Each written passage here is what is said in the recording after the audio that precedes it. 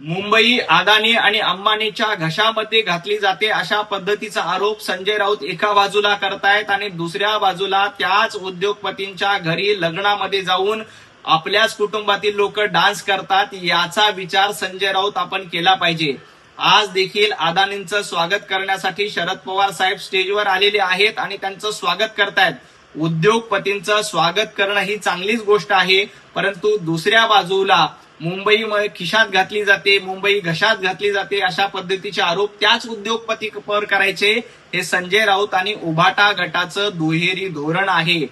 या ठिकाणी मुंबईमध्ये अंबानींच्या घरी जेव्हा लग्न झालं त्यावेळेला तुमचीच लोक त्यांच्या स्टेजवर जाऊन लग्नामध्ये डान्स करत होती, हे संजय राऊत विसरलेत का?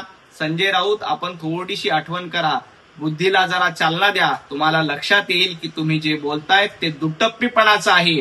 अंबानी आणि अदानी यांच्यावर टीका करण्याच्या आधी आपण आपल्या मालकाला जाऊन विचारा की तुम्ही त्यांच्या लग्नामध्ये जाऊन का डान्स केला होता, का नाच केला होता? याचं उत्तर आधी उद्धवजी ठाकरे यांना संजय राऊत यांनी विचारलं पाहिजे।